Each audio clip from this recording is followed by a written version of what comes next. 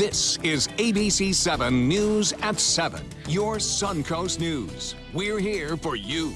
The number one question I got while serving in the Congress for 4 years was, Patrick, why is Congress so broken? Why can't you all get something done? Why can't you, solve basic problems? And, unfortunately, there are far too many people on both sides of the aisle that are putting their party in front of their country. Patrick Murphy and David Jolly, a Democrat and Republican, talking about bridging the political divide. Good evening, everyone. I'm Alan Cohen, and welcome to ABC 7 at 7. We'll be joined by former Congressman David Jolly and Patrick Murphy in a moment. But first, our top 7 stories at 7. And we begin tonight with both Democrats and Republicans condemning President Trump after he called countries like Haiti and El Salvador a 4-letter word that begins with an S and ends with a hole. And yes, we have made an editorial decision not to use the president's own word in all its glory. During a news conference in Tallahassee, members of the Legislative Black Caucus also called on Governor Rick Scott to take an even stronger stance in his rebuke of the president. Late last night, Scott released a statement calling Trump's remarks wrong. State Senator Daphne Campbell, a Miami Democrat originally from Haiti, says Trump's comments reek of racism. It appears that President Trump does not have an issue with immigrants. He has an issue with immigrants of color. Governor Scott, I ask you, what else are you going to do about this? Are you really as upset about these comments? Or are you only issuing a statement because it's an election year? Florida is home to more Haitians than any other state, and Trump's decision to end temporary protective status could affect nearly 60,000 Haitians living in the Sunshine State. Puerto Rico families displaced by Hurricane Maria living in Florida will now have a little extra help finding a job. Florida Governor Rick Scott announcing $1 million will be invested into 12 of the state local workforce development boards to help displaced job seekers. FEMA will also provide case management services for families displaced by the storm. Governor Scott also mentioning efforts to help displaced children transitioning into Florida schools. We work to make sure that we got in-state tuition for people that are coming here, made sure that the children that were coming here could get into our schools. Our school systems around the state, our school districts have really done a good job. To date, the Career Source Florida Network has helped more than 7,600 Puerto Ricans find jobs. Harvey Vengroff, a Suncoast developer known for providing affordable housing, is abandoning a project that would have brought hundreds of inexpensive residences to the edge of downtown Sarasota. Vengroff planned on building 368 affordable apartments on this 8-acre land just off of Fruitville Road, but after receiving bills now totaling more than $300,000, he is calling it quits. Vengroff claims building costs and impact fees have made the project impossible. Geez, we've had 3-4 years worth of planning board meetings, and we just want to build some affordable housing, and the city needs affordable housing, and I'm not going to spend any more money on it.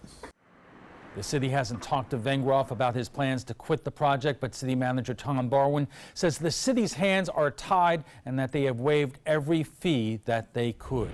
The voter registration deadline is approaching for people who live in District 72 of North Sarasota. The last day to register to be eligible to vote in the district's special election is January 16th.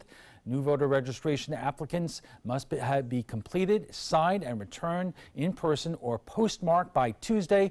Applications can also be submitted online at registertovoteflorida.gov. The State House election is set for February 13th. A day after a new airline announced flights out of SRQ, another airline is canceling one of its routes. Elite Airways will stop service to Pittsburgh. The move comes after Allegiant Air said it would offer that route beginning in April. According to Elite, passengers with tickets to Pittsburgh will be notified and refunded. The cost structure and the competition level just made the decision of Elite to pull out of Pittsburgh before they even went into Pittsburgh and incurred all those costs because they felt they wouldn't be able to compete against a carrier the size and scope of Allegiant. Elite originally announced plans for the Pittsburgh to Sarasota route in December, and it was supposed to start just in time for Pirates spring training. Pirates fans will have to wait until next year for a nonstop flight to the Suncoast. Allegiant's Pittsburgh route won't start until after spring training. A Bradenton tradition returns tomorrow. The Pittsburgh Pirates will be holding auditions for those interested in singing the national anthem before home spring training games. Auditions will be held from 10 to noon at Lecom Park on 9th Street West. The Pirates' home games begin February 24th against the New York Yankees. In Sarasota, the Baltimore Orioles are also gearing up for their spring training season at Ed Smith Stadium. Their first game will begin against the Rays on February 23rd. A new middle school is coming to Lakewood Ranch. The County Commission approving the construction next to B.D. Gullett Elementary School. Two of the middle schools in the area are already above capacity. It is set to open in August of next year, and the county is accepting name suggestions. And the Navy pilot from Lakewood Ranch who was killed in the crash in the Philippines has been laid to rest. The family and friends of Lieutenant Stephen Combs, Jr. laying him to rest at Sarasota National Cemetery today. Lieutenant Combs and two others died in the November crash when the plane he was piloting went down in the ocean southeast of Okinawa. It was headed for the carrier USS Ronald Reagan. It is believed the plane encountered catastrophic engine failure and was forced to make a water landing, a decision that may have saved the lives of 8 of the 11 people on board. Now let's head over to ABC7's Chief Meteorologist Bob Harrigan with the forecast. Bob. Ellen, good evening, everyone. We are looking at a cold front moving through this evening. This cold front brought us a few brief showers around earlier today, and now all that rain, for the most part, has cleared. There's still a chance for a brief sprinkle here or there as the front actually works its way through. The cold weather clouds you can see starting to gather already. These are the low clouds which show up on the infrared satellite imagery as the grayer clouds here. The bright white that you see here, those are the higher showers and storms well east of the state now. And that cold front will continue to move on through and usher in some pretty chilly weather our way for the weekend. And it looks as though 1 or 2 lone showers not out of the question for our inland counties either. But most areas staying dry with some storms and showers down south of Fort Myers right now. And as far as temperatures go, already starting to drop to 42 in the Pensacola. They'll get down into the low 30s to freezing in Pensacola to start things off on Saturday. Still warm, though, in Miami at 75 degrees, 73 in Key West, and 72 in Orlando. Get a look at the winds now. Earlier at 6 o'clock, they were out of the south. And now they're switching to the west. That indicates that the front is nearing and will eventually switch around to a northwesterly direction. That begins the second event of winter for us here in Florida. We had one the first week of 2018, and now we're seeing another one after temperatures for the past week now, Alan. We're all into the 70s. The 70s are gone bye-bye. We're going to go back to the 60s. I like the 60s music. I'm sorry, I'm more of a kid of the 70s. 70s. I think people like the 70s a little better. Okay, thanks a lot, Bob. And still to come, 2 former Florida congressmen talk bipartisanship as President Trump uses vulgar language to describe countries from Africa to Central America when we come back.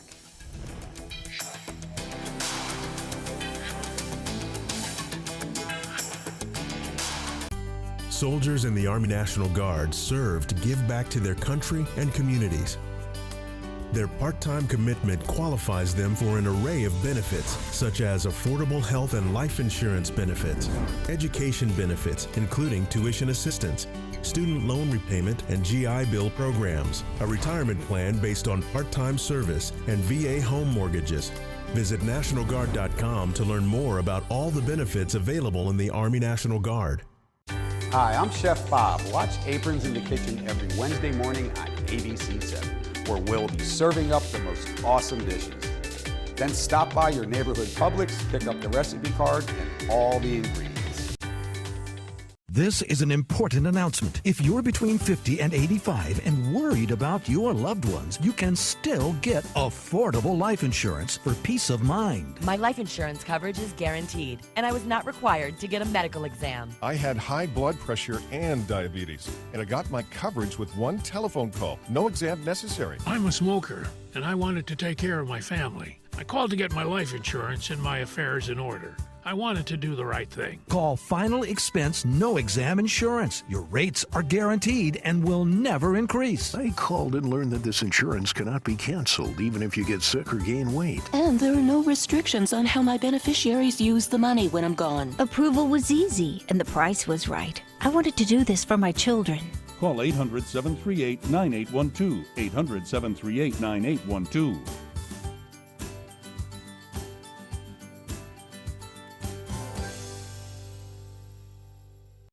That is a pretty good breakfast. You're not even eating. Not hungry. No? Why not? What's up? Kath and I knew that Jenny had been partying a bit. Found out she tried heroin.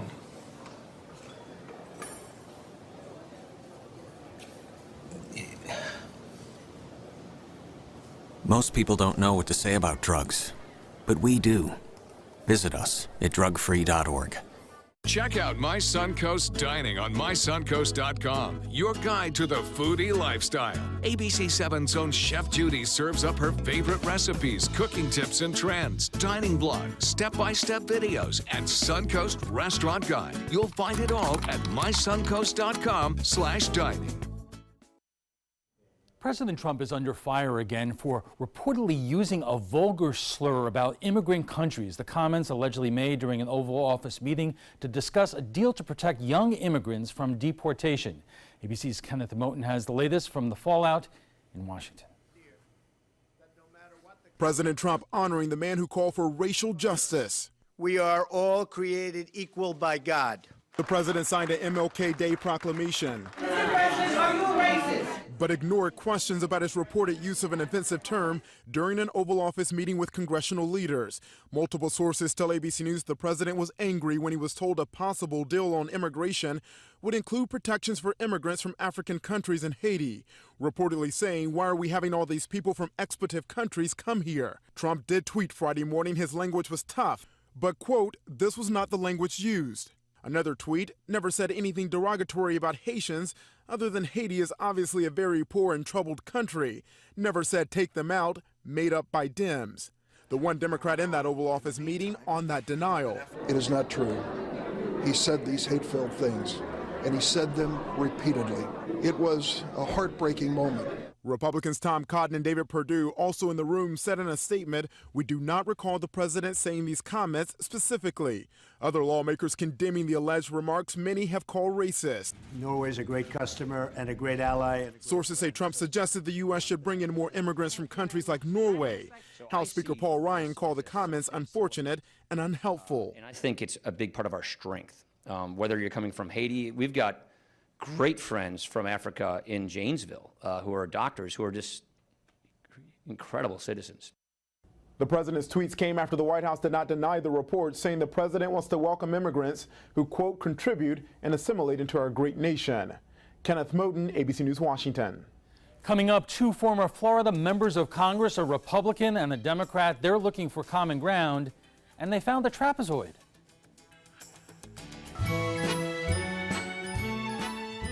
The classic film Singing in the Rain is coming to the Players Center in a live stage show opening January 17th. All the dances and all the songs you've come to know and love, all a part of our wild Broadway series. Get your tickets now for this limited run by calling the Players at 365-2494 or visit us online at theplayers.org. You too can be singing in the rain. Growing up, my mom was afraid of the water, something she did not want me to feel. So I enrolled Missy in swim lessons. It changed my life. Missy Franklin. And now you can do the same for someone that you love. There's nothing more precious than your child's well-being. So act now, before it's too late. Make us fly! I'm glad I did. Thanks, Mom. Visit usaswimmingfoundation.org to find, get, or give a swim lesson. Many websites selling medication may look professional and legitimate, but the vast majority of sites selling prescription drugs are doing so illegally. Criminals use websites to sell counterfeit medications that may contain life-threatening toxins. Dot Pharmacy is a website verification program that helps you identify safe and trustworthy online pharmacies. Purchasing medicine online can be safe and easy. Just look for pharmacy to the right of the dot in website addresses. There was this big bruise on my friend's face. I didn't want to see it. I didn't want to think her own nephew could have hit her. I didn't want to see it. My mother's bank account was emptied, and a caregiver had taken control of it. I didn't want to see it. My father's refrigerator. There was hardly anything in it. That's unusual for him. It's tough to see that a senior citizen is being abused, physically, emotionally, sexually, or financially. Elder abuse is a crime. So see the signs. Stop the crimes.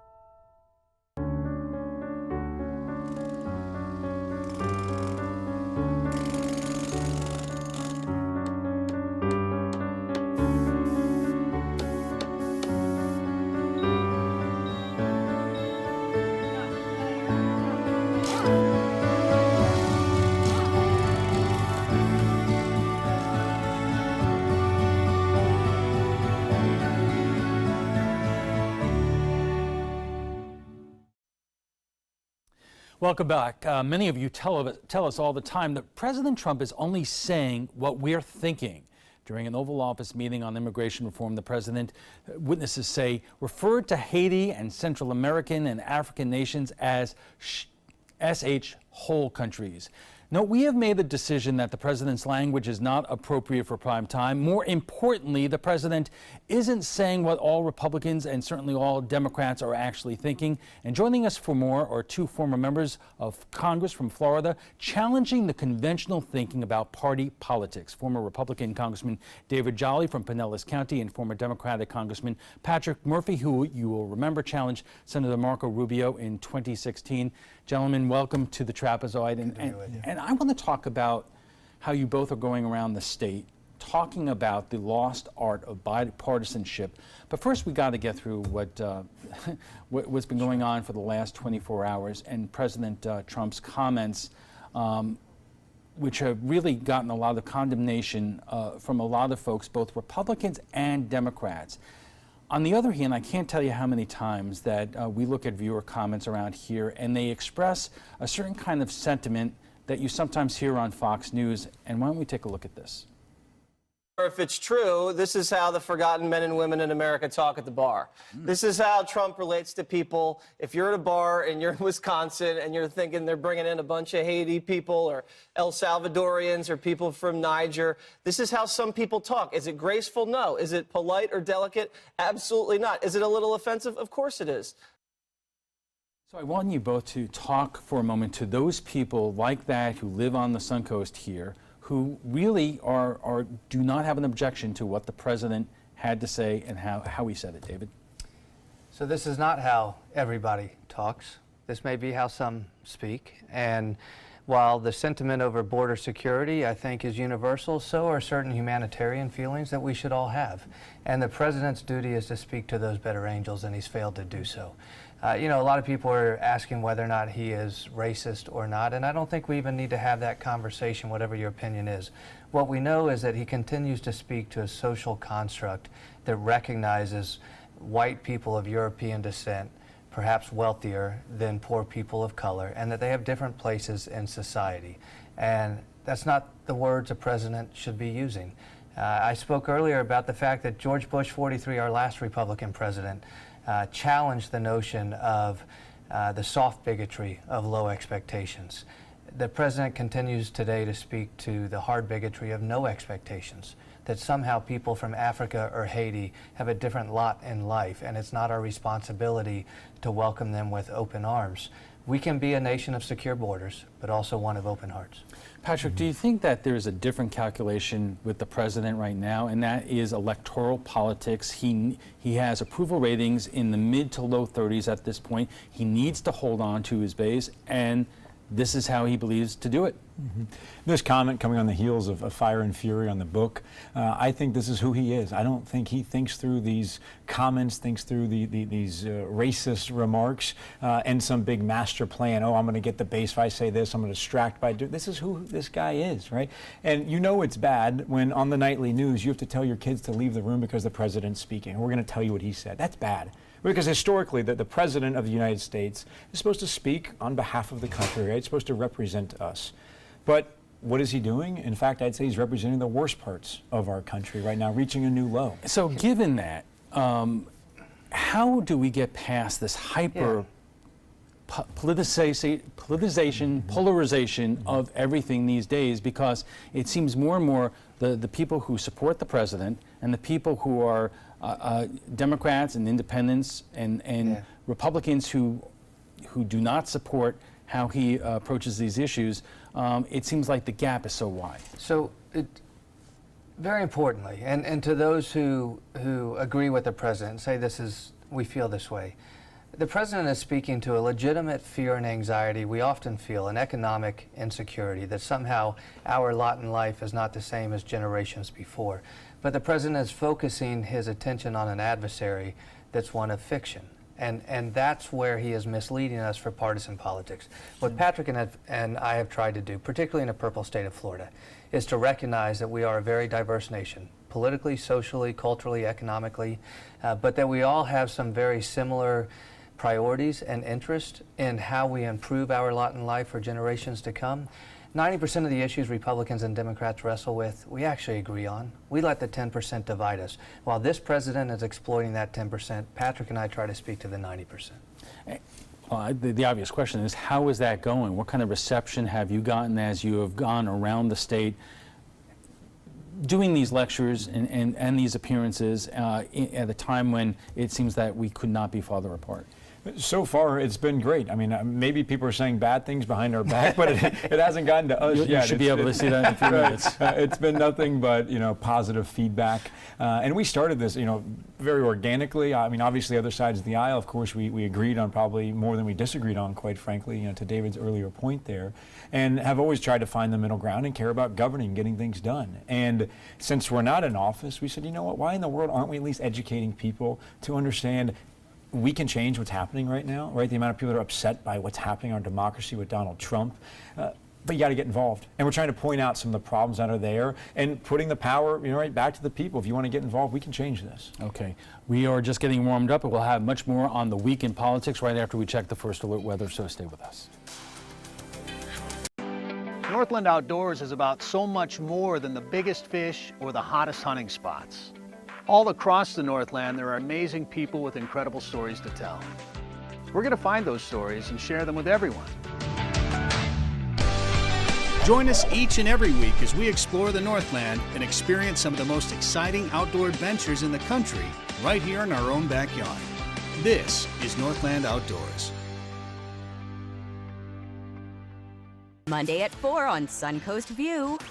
We have new book recommendations for the new year. I'm Stephanie Roberts. On Suncoast View, we'll ask our expert from Bookstore One to preview the hot new reads of 2018. Our tech guy brings the latest and greatest new things from the Consumer Electronics Show. Plus, the Pines of Sarasota talks about a new form of dementia. And Carmel Kitchen and Wine Bar is in our kitchen. Monday at 4 on Suncoast View. I am the resident district manager on the FAU campus for Chartwell. Whenever I see Haley, I do not see a person with a disability. I see a person with extraordinary abilities. Haley is always smiling. She's always on time. She gives fantastic customer service and is always focused on any job that she's given. Hi, this is Dan Marino. When your business recruits people with disabilities, everybody wins. To find out how, go to abilitieswork.employflorida.com. We are problem solvers striving for answers.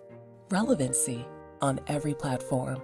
We are driven to create content that's compelling, engaging, where it matters. We are neighbors that care about solutions, believers in making a difference, leaders, innovating in an exciting era of multimedia, reaching to always be the gold standard in our evolving landscape. We are Raycom Media. Find your opportunity today. Designers do it with style. Tell me what's going on here. Because Why, you don't like my hair? The Mark and Mandy Show. In-depth design ideas. What is up with the tuck tape here? Let's cover it up. Amazing beauty and fashion tips. So Halle Berry has amazing skin. Her secret is coffee grounds. No. Delicious recipes. Today, I'm going to show you a special dish that is sure to please that special someone in your life. Watch the Mark and Mandy Show right here on your favorite channel.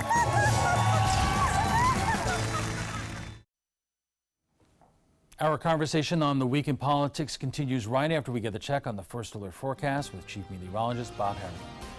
Thanks, Alan. We had a few clouds around, a few showers earlier today in advance of the cold front. The cold front now getting set to move through this evening, and winds have already switched to the west. They'll turn more northwesterly overnight, and that will usher in some very cold temperatures once again. This photo sent in just before the sun was going down below the horizon there at the jetties near Nokomis. Appreciate that photo, Jack. Send your photos into Pix, P-I-X, at mysuncoast.com. The Van Wezel webcam showing the fog around this morning, a little bit of raindrops on the lens there, some sunshine. We had it all today. And then this evening's sunset with some low clouds coming in from the Gulf of Mexico.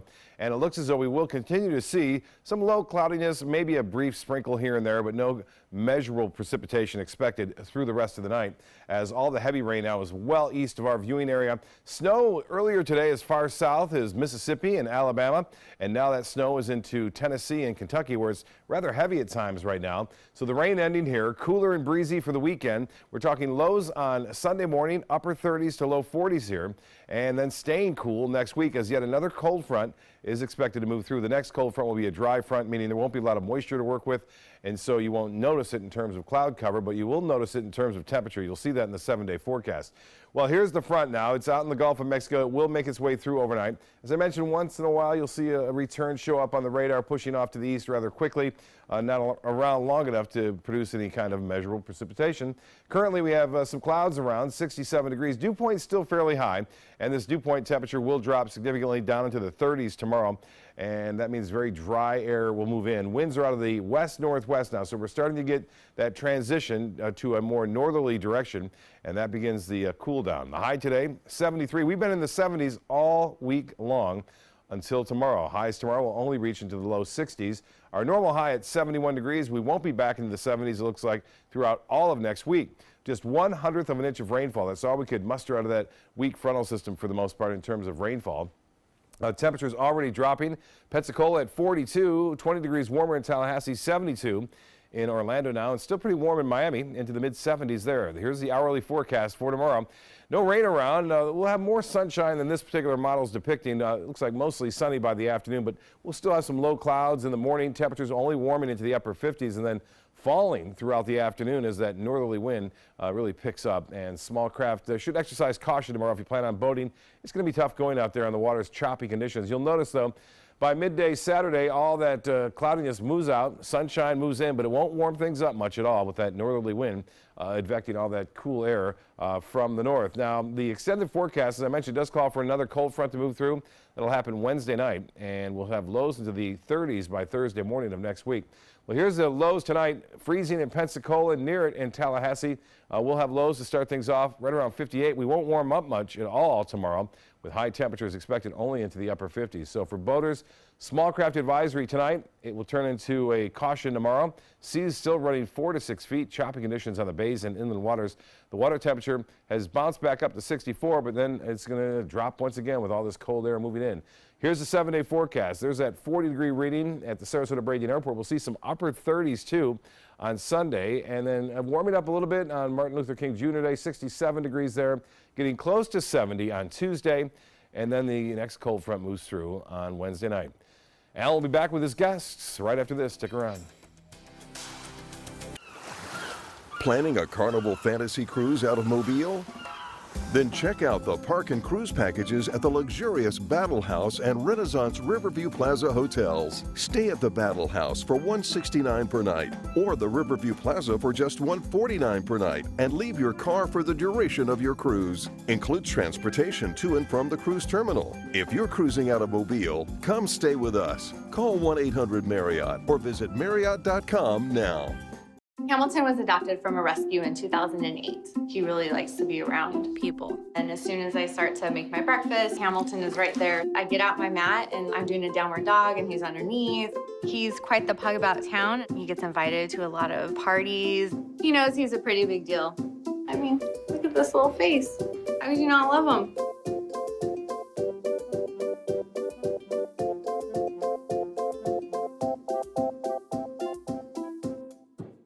Every year, 40% of all food in the U.S. never gets eaten. 40%. That's almost half the food we produce. Food waste is a serious problem. It impacts all of us. And it's expensive. Your family is throwing $1,500 a year in the trash. We're working hard to put food waste on the chopping block. And you can do the same at home. Learn how to cook it, store it, and share it. Just don't waste it. Go to savethefood.com. We answered the call of duty and left our homes to serve in far-off lands. Now we answer another call, this time at home, in our own communities, to respond in times of chaos, to use our strength, our skills, and our experiences to bring hope amid devastation and destruction. Together, as a team of brothers and sisters, we're continuing our mission to make this country a little stronger and a little better each day. We are Team Rubicon. ABC7, your Suncoast News. We're here for you. Watch ABC7 wherever you are, on our live stream, on mysuncoast.com, on the ABC7 My Suncoast app, powered by the Eye Associates, providing sight for life, featuring traffic maps and live radar, dining with recipes, and My Suncoast Restaurant Guide. Visit mysuncoast.com. Click on the Apps tab to download the ABC7 My Suncoast app for Apple and Android. Welcome back. Are you tired of practically nothing getting done in Congress? Our political process is so polarized it has become paralyzed. And joining us for more are two former Florida members of Congress challenging the conventional thinking about party politics. Former Republican Congressman David Jolly from Pinellas County and former Democratic Congressman Patrick Murphy, who you will remember challenged Senator Marco Rubio in 2016. I want to finish up our conversation about the president because it's almost a Rorschach test in terms of these comments today and what you think of the president. And obviously this morning, in terms of celebrating Martin Luther King Day, the president was confronted with the obvious question in the Oval Office. Mr. President, are you a racist? Mr. President, will you respond to these serious questions about your statement, sir? No, Mr. President, answer the You're talking to the president, not me, sir. Mr. President, are you a racist? I don't know if a question like that has ever been asked in the Oval Office. And again, the people watching this right now, you have so divergent views on what you saw there. So look, it's a hard national moment that those questions are being asked in the White House. Now, I would say April Ryan might be taking a little bit of liberty in shouting those questions, but she's doing so because we're living through an administration who refuses to provide clarity around some of their very basic principles of governing and their very basic principles of policy. You know, we were talking earlier about the fact that the president earlier this week seemed to embrace DACA, the idea of giving some type of pathway to dreamers. That's a net good. That's a positive, right? We want to hear Republicans speak to that in addition to just border security. So you have to give him credit for it, but then he undermines himself the next day. Right, and that's what I wanted to get to is when you looked at that conversation and you looked at very reasonable questions and answers, Patrick, how does somebody who is conditioned to be so opposed to the president and everything he does and says step back and say, you know what, he did pretty good there? It's funny you asked that because I was actually talking to David about this earlier. I was in the car coincidentally when this meeting was going on about DACA. In the first 10 minutes, I'm saying to myself, wow, he's actually kind of sounds like a leader. He's asking for advice. He's listening to Democrats, listening to Republicans, saying there's going to be a deal. Senator Feinstein speaks up. So, Mr. President, you know, will you be okay with this DACA deal? Let's get that done, then move on to comprehensive reform. Of course, let's do that. We'll do that, then we'll move on to the other stuff. I'm in the car alone, but saying, holy cow, did this just happen? And then, of course, you know, McCarthy corrected him, saying, no, Mr. President, that's not your position. Your position is we're going to build a wall. We're going to do more border security. And then, of course, we know what happened from there. So, you know, there's a president that I think went in that 10-minute period or whatever it was, 20 minutes, to actually contradicting Fire and Fury, the book, to then buying right into it for someone that doesn't know the policies and where he even stands. This is something I often refer to as the tragedy of Donald Trump, if you will. Both parties are always pulled to their extremes, right? And in the Republican Party, you saw the Tea Party emerge in 2010. Principles, many of which I agree with. But as a Republican who thinks we need to speak to a more diverse set of constituencies, I was looking for somebody like a Donald Trump to bring the party back from the Tea Party. Donald Trump is someone of little ideological conviction, a deal maker. He was a Democrat, then a Republican. He is somebody who could have had that meeting the other day and said, Right. let's get a deal on immigration, let's get a deal on infrastructure. Instead, he spent the last 2 years catering to these very dark instincts within the party and the country, and it's undermined his credibility to actually have moments like we saw when it comes to DACA. The question is, how do you get through to people in general? Because, you know, for the last year, you've been out there as a anti-Trumper. Patrick, I mean, everybody who's watching this right now, you can imagine the comments out there. There are 2 liberals, or maybe 3 liberals on the trapezoid right now. I'm not, by the way. I know that, in there. but you know what people are saying out there, and so, like many of us, nothing is black and white. People who may have conservative views on a lot of different issues may be moderate, or at least what used to be considered moderate. So, how do you make that case to Floridians who have basically retired to their corners? Well, actually, this speaks to a lot of what David and I talk about in our town halls, is why is our country becoming so rigid, right? What is driving this polarization in our country? After serving, together in the Congress, we've seen it firsthand. Starting off, number one, with the gerrymandering in our country, right? About 90% of congressional districts are predetermined. We already know where they're going to be. The money, right? Billions and billions of dollars.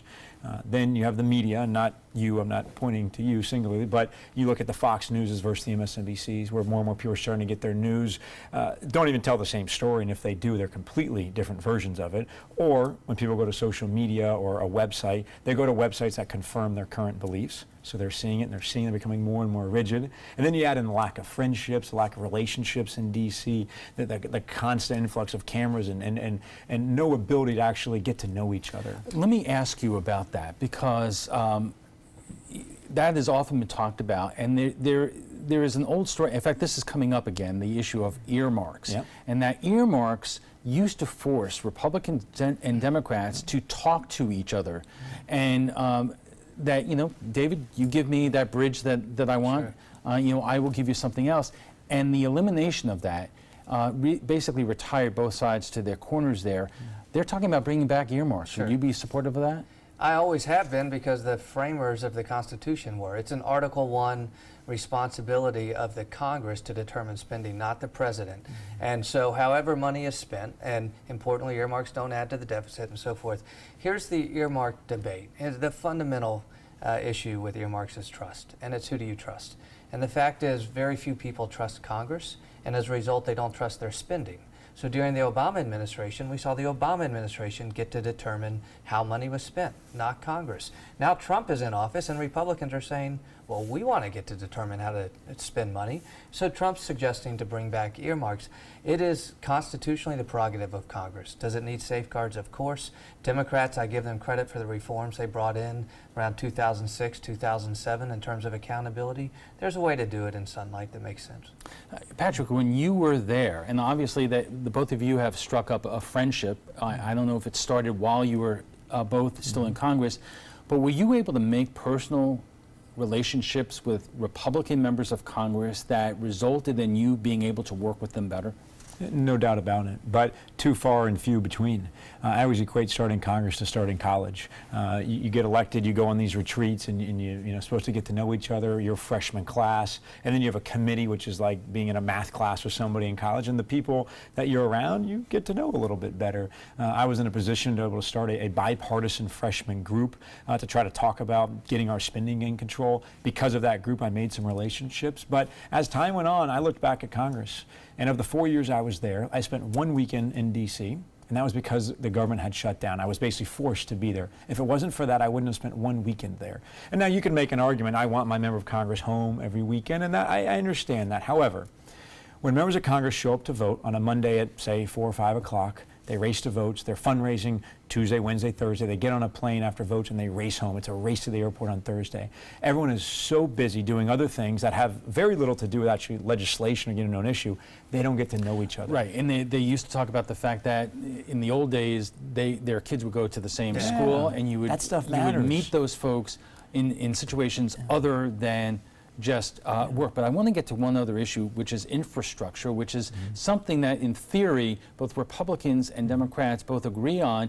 President Trump wants to push it along, but it becomes, does it not, David, a zero-sum game that if you win, I lose, and therefore something like that won't happen. To to Patrick's point, we both pursued bipartisanship, but ultimately leadership kills it. Yeah. There's no political value to bipartisanship because of the money, the gerrymandering, and the closed primary system. Here's the problem on infrastructure. It will require Republicans once and for all, if they haven't already done it, to completely abandon fiscal responsibility. They've already spent the money they needed for infrastructure on corporate tax cuts. So if they're going to do infrastructure, infrastructure is going to get done through more deficit spending. That's the reality of it. All right. Somebody's getting a phone call, so we'll just take a quick break and we'll be back in just a moment.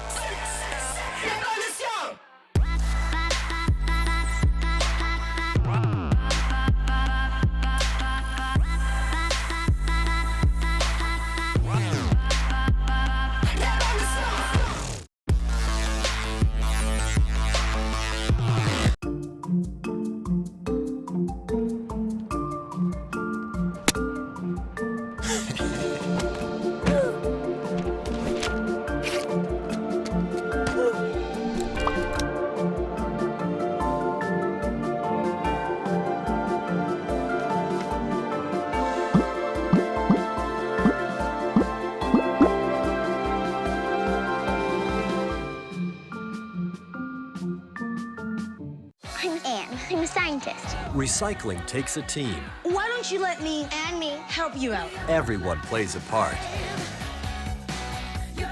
Don't trash I love taking stuff apart and building new things out of it. what could be treasure. Pal's my most advanced android. This is awesome. You haven't seen anything yet. Give your cardboard box another life. Recycle. About every 3 minutes in America, someone is diagnosed with a blood cancer. Light the Night brings together survivors and supporters to bring light to the darkness of cancer and to help fund life-saving research. Our goal is a world without blood cancers, and we're lighting the path to cures. The discoveries made in blood cancer research have led to breakthrough treatments for many cancers and other serious diseases. Help defeat the darkness of cancer. Join Light the Night today. Enjoy some of the best Suncoast restaurants on me. Just go to mysuncoast.com/dining, sign up for the newsletter if you haven't already, and you can win a $50 gift card to a restaurant in our area. We'll pick a winner each week, so go on our website and sign up now. And our guests join us right now for final thoughts. So, David, I'll start with you. Given how polarized we are right now, given what's happening in Washington with the Russia investigation, which, Democrats basically pull their hair out at, and folks like yourself, but you asked a lot of people in your party and they don't care. No, look, they don't, and I don't think a lot of voters, that will be the issue they go into November thinking about. Republicans have an opportunity to say, we voted for lower taxes, Democrats voted for higher taxes. Democrats have to decide what their message is in November. The encouraging thing I do want to say, though, because we talk about gerrymandering, the primary system, campaign finance, we saw in Florida voters change our district lines through fair districts. We've seen states across the country change the primary system and the redistricting system within their states. We can change politics. Progressive, moderate, conservative, doesn't matter what you are. Let's create a government that's more accountable. That's what Patrick and I like to do. But right now there are I believe the Democrats are contesting 4 congressional districts in Florida, including the one we're sitting in right now. But the rest of the others, 20 some odd districts in Florida are so gerrymandered that there really are no competitive races, Patrick. And that speaks to the core problem that Dave and I would probably agree. If you had to pick one single problem with the Congress right now, it would probably be gerrymandering. Right? There's so many things you have to do, but I'll just break it down a touch. 90% or so of congressional districts are predetermined. If you're in one of those safe seats, the ones you just mentioned, the only election that matters basically is the primary. in a primary turnout, you have about 15% show up. So 15% of the country determines 90% of your members of Congress. All right, we have to leave it there, gentlemen. Thank you very much for joining us tonight. Thank you. Before we go, we want to share with you what some of you had to say about last night's show on the possible cancer cluster at Bayshore High School. There have been nearly 500 cases of former Bayshore students and employees contracting cancer, autoimmune diseases, or having children with birth defects and other illnesses. Finally, the State Department of Health is investigating, and here's what some of you are saying. Yuri says this has been going on for so long, and yet just after years and years of deaths, they decide to do something. It's about time. Dana says there's no excuse to not locate each former student. Not sure why it is a problem. Makes no sense. Leslie says, I have submitted my medical records. Well, if you'd like to join the conversation about tonight's topic, just visit our Facebook page at facebook.com/mysuncoast.com.abc7. And FYI, you can watch past discussions on demand. They're available on Apple TV, Amazon Fire, and Roku. And for the latest on local breaking news, don't forget to download the updated version of our app. If your current app doesn't work, it's expired. Just go to the App Store and re-download it by searching for WWSB or My Suncoast. We want to thank both our guests for being here tonight. Former Republican Congressman David Jolly from Pinellas County and former Democratic Congressman Patrick Murphy. When we return, we'll have a final look at your First Alert weather. Plus, President Trump cancels his planned visit to the United Kingdom via, of course, Twitter. We'll tell you his reasoning after the break. A decade of war has taken an unprecedented toll on our men and women in uniform. Hundreds of thousands of our veterans are suffering from the trauma of war. At Justice for Vets, we believe that every veteran should have the opportunity for treatment and restoration. Get involved and go to justiceforvets.org. Help put treatment within reach of veterans in crisis. Veterans fought for our freedom. Now it's our turn to fight for theirs. WWSB ABC7 is an equal opportunity employer, and we're looking for qualified people to join our dynamic team. For a list of current openings and to apply online, visit www.mysuncoast.com/contact/employment. If you're a motivated team player and you want a rewarding career in a fun, fast-paced working environment, WWSB ABC7 could be the perfect fit for you. Check out our list of openings now. It's time to take a road trip. If you love the beach, Alabama's Gulf Coast has 32 miles of sugar white sand and turquoise water. Looking for a room with a view? We have them.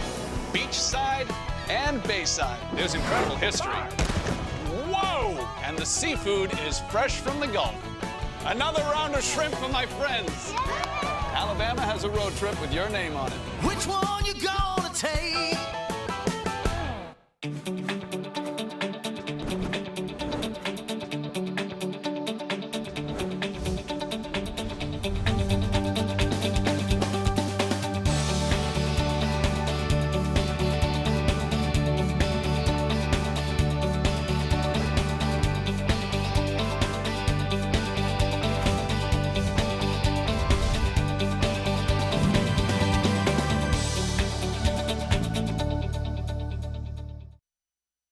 Your primetime headlines are coming up in a moment, but right now let's get a final check on our First Alert forecast with Chief Meteorologist Bob Harrigan. Bob. Thanks, Alan. As we take it in through the evening, things are looking to be a little bit cooler for us here along the Suncoast due to the front that is now passing through, which brought snow as far south as Mississippi and Alabama today. That snow is now retreating off into Tennessee and Kentucky. Rain ending here. For the most part, it's over.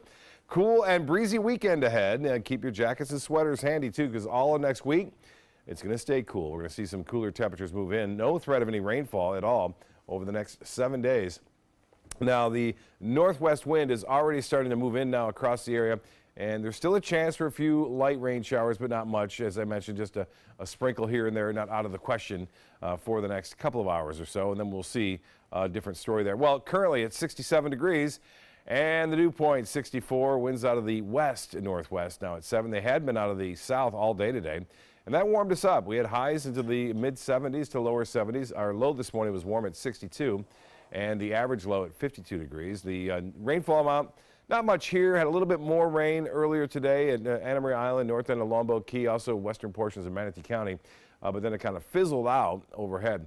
Now temperatures are starting to drop across the deep south, and that will be the case tomorrow. High temperatures only into the upper 50s to right around 60 degrees. We'll have some sunshine, though. The sunshine will be with us throughout much of the afternoon. Maybe some low clouds around in the morning, and temperatures staying unseasonably cool for us on Sunday. Now, what we're going to see tomorrow, as I said, sunshine by the noon hour, plenty of it as high pressure builds in from the west. That high pressure ridge will hold firm, too. There will be another cold front to move down. That happens Wednesday night and ushers in some pretty chilly temperatures for Thursday of next week. We're talking lows in the 30s for the most part on Thursday morning. Well, as far as temperatures go for tonight's low temperatures, 56 not out of the question. By 10 o'clock in the morning, we'll be up to 58, and it'll pretty much hang right there near 60 degrees throughout the remainder of the afternoon. So even though we'll see quite a bit of sunshine tomorrow afternoon, that will not warm us up all that much. And then lows again to start things off on Sunday morning in the low 40s, and we'll see some upper 30s around too. And with that wind, 5 to 10 miles an hour, will make it feel even colder. So we could have some, looks like wind chill advisories for us tomorrow night and Sunday morning. Well, they're going to have more than wind chill advisories. They have winter weather advisories all throughout Ohio, into western portions of Pennsylvania tonight and New York. We have freezing rain with the snow mix there, and then behind it, quite a bit of snow. Look at all that freezing rain now occurring into eastern sections of Ohio, all the way up toward Cleveland and Toledo, Ohio, also getting some snow flurries right now. But all this kind of tracking off to the east, and that is going to be a big problem, I think, over the weekend. Here's a look at some of those snow totals that we're looking at into western portions of New York and upstate New York. We're talking up to maybe a foot of snowfall there. Elsewhere, lesser amounts into Ohio, but 3 to 6 inches not out of the question across most of Ohio into Columbus as well.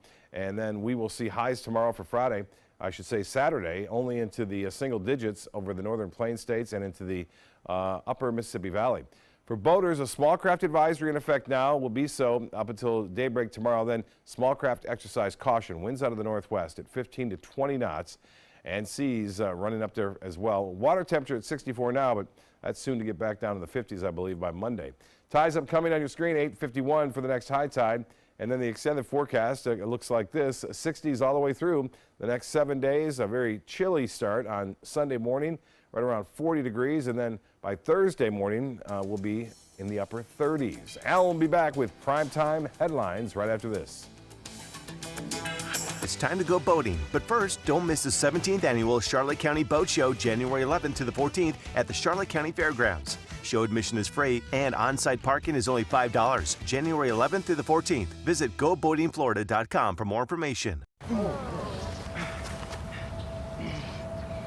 be right back.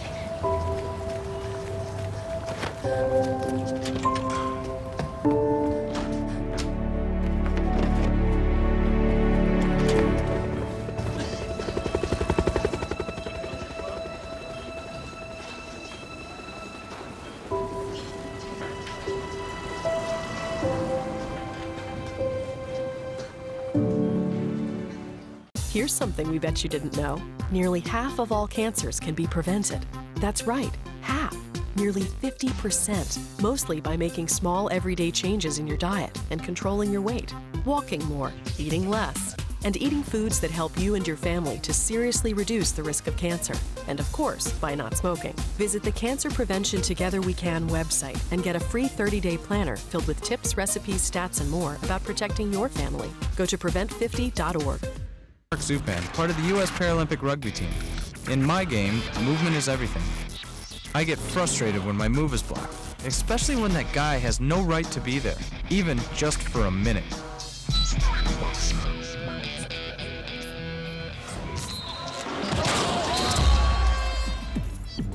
I love a challenge, but I don't like to play this game every day. A message from the United Spinal Association.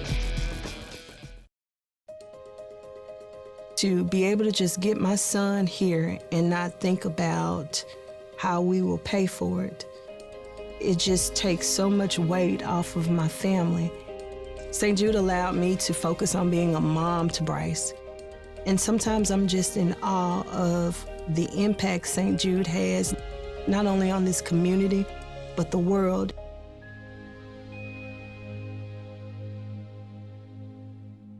It's time to go boating. But first, don't miss the 17th annual Charlotte County Boat Show, January 11th to the 14th at the Charlotte County Fairgrounds. Show admission is free and on-site parking is only $5. January 11th through the 14th. Visit goboatingflorida.com for more information. Checking primetime headlines now to London, where the new U.S. Embassy is set to open next week without President Trump at the ribbon cutting. With rumors of massive protests by Brits not too happy with President Trump, today the president abruptly canceled his trip. ABC's Molly Hunter reports from London. Looking forward to welcoming the president when he comes over here. I think he'll be very impressed with this building. Today, a life-size wax model of President Trump looked skeptical at best, and the real President Trump was not impressed. Tweeting this morning, "The reason I canceled my trip to London is that I'm not a big fan of the Obama administration having sold perhaps the best located and finest embassy in London for peanuts, only to build a new one in an off location for $1.2 billion. Bad deal." According to the State Department, most of that's not true. It is the most expensive U.S. embassy building ever built, costing $1 billion, but it was actually a choice made by the Bush administration. And that old embassy wasn't sold for peanuts. The State Department says the new building was entirely funded by the sale of U.S. government properties in London. This isn't just a new office building. It signifies a new era of friendship between our two countries. Last month, we got a glimpse inside this shiny so-called sugar cube. The British people will know. And U.S. Ambassador Woody Johnson told us that special relationship is about to get even stronger. In London, major protests were expected during the visit, and Mayor Sadiq Khan said it appears Trump finally got the message from many Londoners. But the Prime Minister's office tells ABC News nothing has changed. The invitation still stands. Molly Hunter, ABC News, London. A 92-year-old man convicted in the 1964 murders of 3 civil rights workers has died in a Mississippi jail. Edgar Ray Killen was serving 60 years on manslaughter charges. He was first charged for the crime in 1967, but the case ended in a mistrial. The state reopened the investigation 38 years later, and Killen was convicted in 2005. Killen's cause of death is under investigation.